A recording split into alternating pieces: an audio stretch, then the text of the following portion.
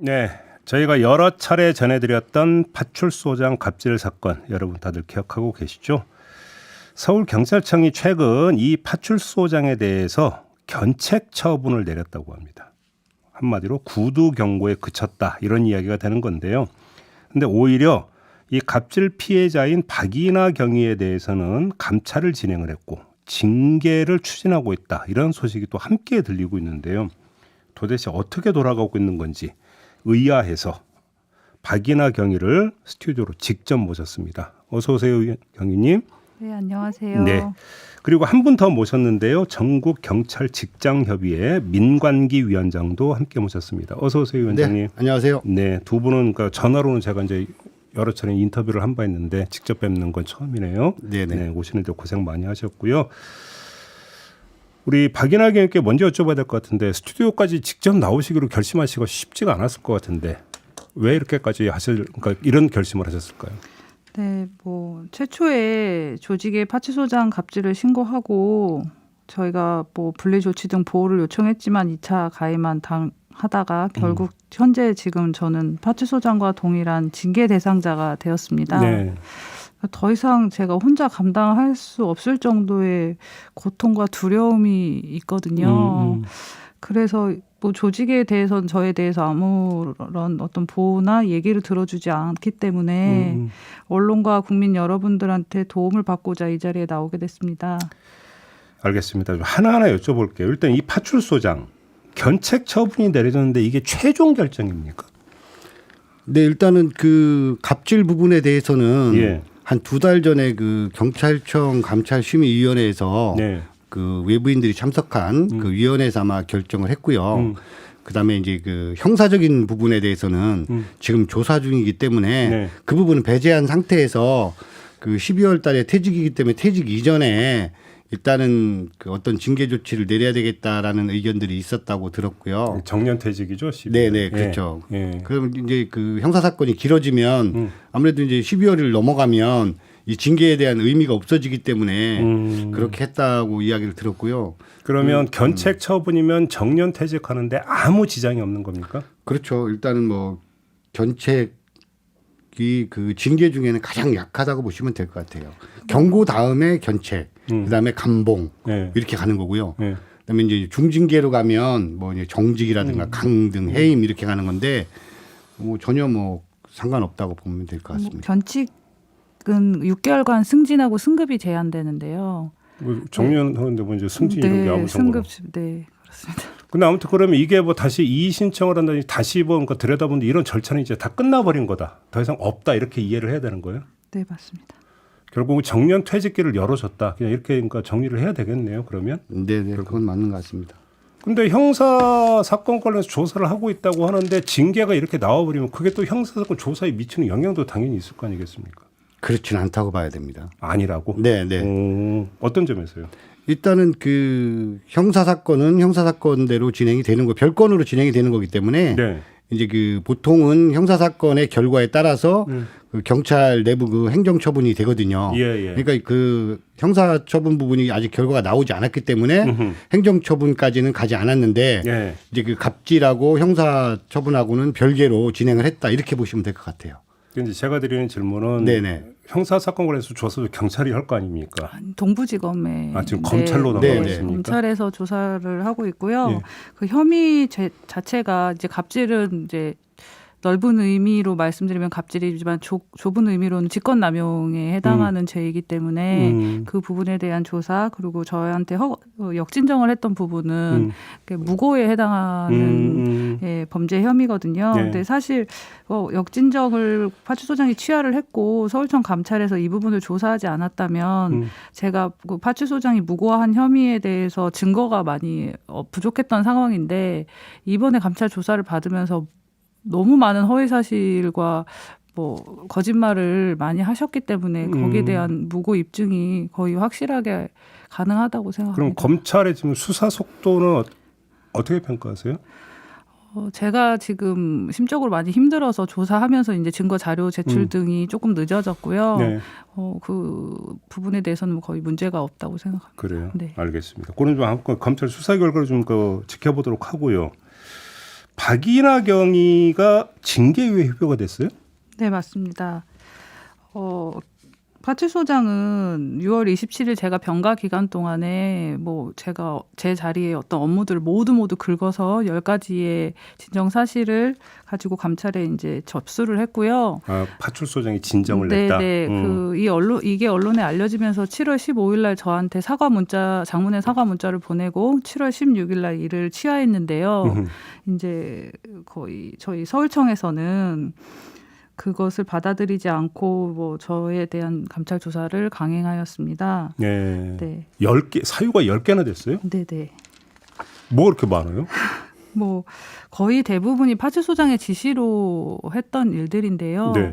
예를 들면 파출소장과 동행하면서 이제 점심 식사를 하기 위해서 사복을 입었던 점, 그 사복을 입고 갈아입고 하는 와중에서 이제 제가 뭐 변신을 하는 건 아니잖아요. 그럼 사무실에 이제 사복 차림으로 당연히 왔다 갔다 했던 시간들이 있었을 것이고. 왜 사복 입었냐? 네, 사복 착용을 했다라는 점, 그리고 뭐 초과 수당을 부정 수령했다고 하는데 이제 그런 부분들도 본인이 다 결제를 3차례 4차례 했던 부분인데 그렇게 뭐 진정을 내셨더라고요. 그래요? 네.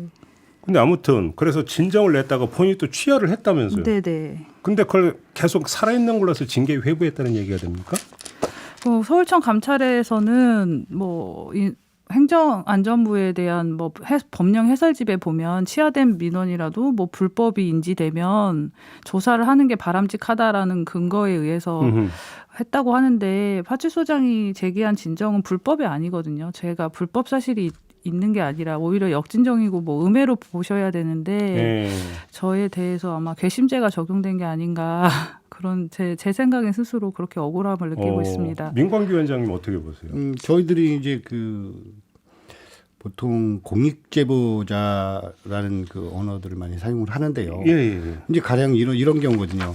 감찰이 먼저 저를 착수를 한 이후에 제가 그 다른 부분들을 제보를 하면 감찰이 착수된 이유기 때문에 제 죄를 덮기 위해서 다시 그 사람을 고발하는 경우잖아요. 아, 그렇죠. 네. 근데 이제 우리 그 박경희 같은 경우는 본인이 갑질을 당해서 고발을 했는데 그 갑질의 당사자가 박이나 경위를 진정서를 낸 거. 쉽게 맛 진정을 낸 거죠. 그런 과정에서 그 개인정보법 위반이라든가 이런 부분들이 보여지는데 그럼 감찰에서 정상적인 감찰이라면 피해자를 보호를 해야 되는 상황이거든요. 네. 오히려 피해자를 징계를 더 하려고 하고 뒤를 캐내고 아까도 말씀드렸지만 뭐 사복 착용이라든가 뭐 근무 시간 출퇴근 문제라든가 이런 부분들을 들춰낸다고 하면 과연 우리 그 경찰관들 현장에서 어려운 일이 있었을 때 내가 도저히 안 되겠다 도와달라고 했는데 그럼 너는 근무를 똑바로 했을까?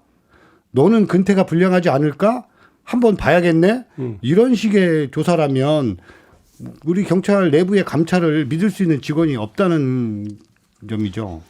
그래서 직원들이 지금 흥분하고 있는 게 그런 거예요. 또 제가 한 말씀 드리자면 파출소장은 제 업무의 지도 감독자로서 평소 제가 그런 업무 태만과 형사 사복이 아니라 이제 형사 잠바 지급품인데요. 형사 잠바 입은 거요? 네네. 그럼 사복도 아니잖아. 네, 엄밀히 그러면 저희는 그래도 정복 부서니까 형사 잠바는 이제 네가 입을 옷은 아니다. 이제 이런 판단인데요.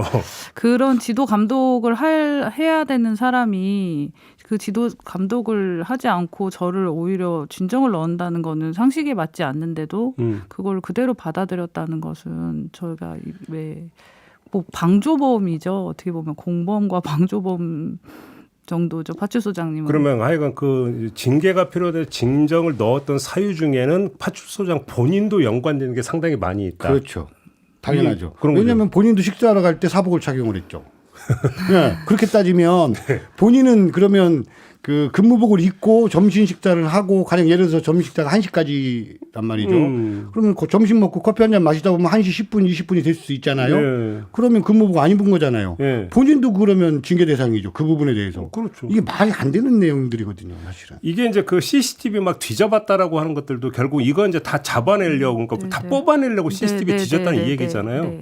그다음에 뭐 동료 경찰관들이 진술도 막 끌어내고 이랬습니까? 네. 뭐 그때 제가 병가 간 기간 동안에 이제 한 직원분이 전화가 와서 파출소장이 뭐 하루에도 10번씩 뭐 봤다고 써달라고 강요를 한다. 그게 너무 힘들다. 병가를 마치고 빨리 사무실로 복귀를 하는 것이 좋을 것 같다라고 저한테 뭐 제보 전화를 줬고 그 전화를 받고 제가 복직을 하게 됐습니다. 네. 근데 이거 말고 지금 네. 경찰이 우리 박이나 경위 일거수일투족을 감시하고 있다는 얘기가 이게 무슨 얘기입니까, 이 얘기가? 제가 사실 며칠 전에 연가를 낸 적이 있었는데요. 연가랑 하면 이제 연가의 어떤 사유도 원래 지금 뭐 인권 차원에서 밝히지 않고 개인의 자유대로 휴가를 쓸 수 있는 시간인데요. 그렇죠. 제가 그날 연가를 냈는데 사무실에 볼 일이 있어서 잠깐 들렀어요. 근데 다른 분들께서는 제가 없는 줄 알고 저와 같이 근무하시는 분한테 전화를 해서 박이나 요즘 뭐 하고 다니냐, 아침에 뭐 와서 어디에 가냐, 휴가를 내면 어딜 가서 뭘 하냐, 뭐 근무는 잘 하냐, 뭐 근무하는데 뭐 문제 이상한 점은 없냐, 뭐 그때 연가 내고 뭐 경찰청 앞에 시위 간 거 알고 있었냐, 이런 식의 질문을 쏟아내는데 제가 그 같이 근무하는 동료분한테 너무 죄송하더라고요. 그걸 누가 그러니까 질문했다는 거예요? 네, 제가 그 경비 전화를 왔을 때 그 이름을 확인을 했는데요. 성동경찰서 부청문관에 전화를 하셨더라고요. 그래요? 네네. 그래서 제가 그거를 옆에서 가만히 듣고 있으면서 심장이 정말 막 쪼그라드는 마음이 들더라고요. 쉽게 속칭 동향 파악을 하는 거예요. 네네, 그러니까? 맞습니다. 이게 그 정당한 행위는 아니죠. 정당하지 않죠. 그게 징계감 아닌가요? 그래서 지금 그 연가도 그 사유를 기재하지 않거든요. 아니, 그러니까 휴가 내서 내가 어떻게 할지는 네. 보고할 이유가 뭐가 있어요, 그게. 그러니까 이제 아마 그 지난번에 2번에 걸쳐서 우리가 서울청 앞에서 1인 시위를 했거든요. 네. 보복 감찰 부분에 대해서 좀 개선 요구를 하는 네. 1인 시위를 했기 때문에 네. 아마 그런 과정들 때문에 예. 또 그 경찰서 입장에서는 뭐 하고 다니나 궁금했던 모양입니다. 저한테도 좀 궁금해서 좀 전화 좀 해주시면 좋은데 저한테는 안 하시더라고. 아무튼 그러면 네. 지금 징계위에 회부가 된 상태고 지금 절차가 어떻게 지금 앞으로 진행이 된다고 합니까? 징계위 회부를 하면 저한테 이제 뭐 진술을 할 수 있는 변명의 기회를 주어야 하는데요. 네. 10월 30일 날 30장에 달하는 뭐 110문항의 문서를 주고 그거를 3일 안에 작성해서 11월 2일까지 18시까지 서울청에 도착하도록 해라라고 네. 말씀을 하셨고 그걸 예. 지키지 않으면 조사 없이 뭐 비위를 인정하겠다라는 통보가 왔고요. 아니, 보통 그러면 징계위 뭐 출석해서 소명을 하는 이런 것도 없는 거예요, 그러면? 뭐 징계 비위 인정에 대해서는 그런 절차 없이 비위가 인정됐고 이게 징계위에 회부가 됐기 때문에 징계위에 가서 소명을 하라. 아, 네, 이렇게 말씀을 하시더라고요. 그래요? 네. 그럼 이 절차 들어가면 지금 징계 결정이 언제쯤 나오게 되는 겁니까? 그 징계위 회부 결정이 나면 30일 이내에 징계위원회를 열고 거기에 대해서 제가 출석을 해서 소명을 뭐 할 수 있고요. 그러면 바로 뭐 12월 전에는 어떤 결과가 나올 오호. 것으로 보입니다. 그냥 민광규 위원장님께 여쭤보는 게 더 나을 것 같은데 이거 이제 괘씸죄 차원 이렇게 이해하면 되는 걸까요? 네, 맞습니다. 그래요? 네, 그 경찰 내부의 일을 예. 아무리 그 힘들어도 내부에서 해결해야 되는데 예. 밖에 나가서 우리 경찰의 명예를 뭐 실추했다. 뭐 이런 개념이 좀 강한 것 같습니다. 우리 주의부에서는. 그렇기 때문에 실제로 그 먼지털이식 감찰을 한다든가 예. 사실 뭐 저도 아마 그 근태에 대해서 아마 확인을 한다 그러면 실제로 뭐 저도 10분 늦게 간 적이 있을 테고요. 또 10분 예. 먼저 퇴근한 적이 있을 텐데 네. 이게 과연 그 이 사건의 본질인가 음. 정말 답답하게 말할 수 없습니다. 근데 지금 박이나 경위와 비슷한 사례가 지금 다른 데서도 발생한 게 있어요?